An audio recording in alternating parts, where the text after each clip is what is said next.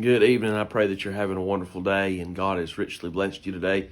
I pray that the blessings of God is poured out upon your life, pressed down, shaken, and running over. And I pray that you just probably feel like me.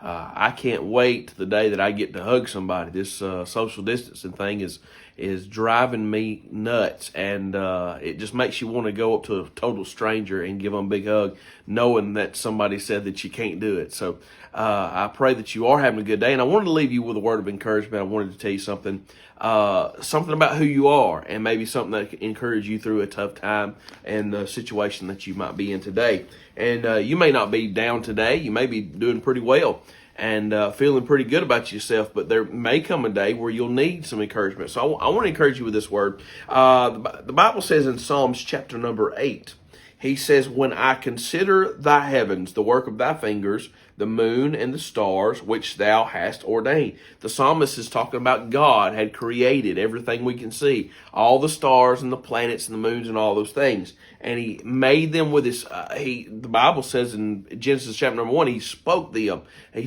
said, "Let there be light," and there was light. And he created these things by the word of his mouth. And I believe he made the stars and just slung them out in the solar system.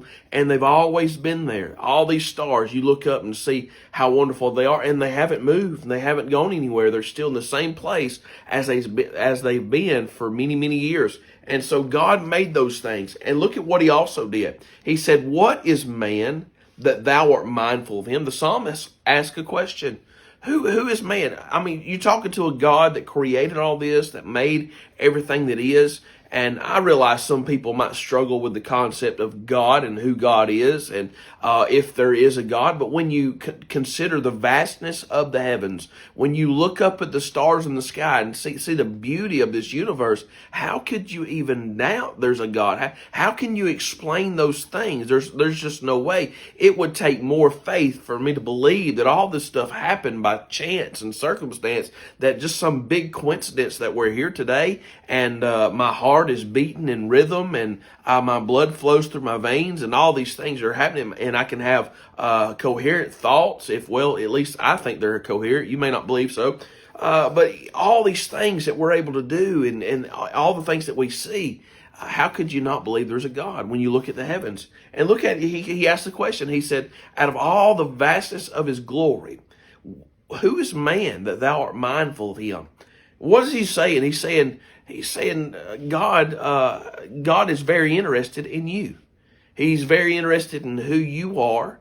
And out of all creation, out of all the things that he spoke into existence in 6 days, one thing he formed with his own hands. One thing he took time. And there was only one creation that he made in his own image, and that was man.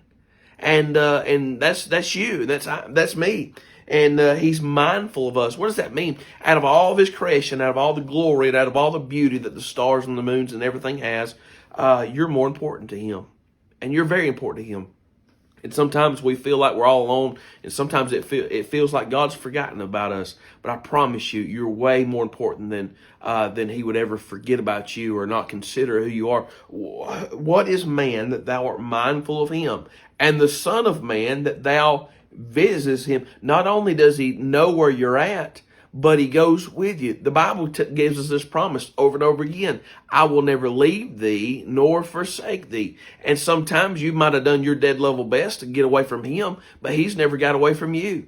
And he's always had his eye on you. And he's always been interested in who you are, where you are, and you walking with him. God, the whole idea from the very beginning of mankind, God has always been interested in having a relationship with man. When Adam was formed and he was in the Garden of Eden, the Bible says God came and walked with Adam in the cool of the day. He walked with Enoch, and Enoch was not, for God took him.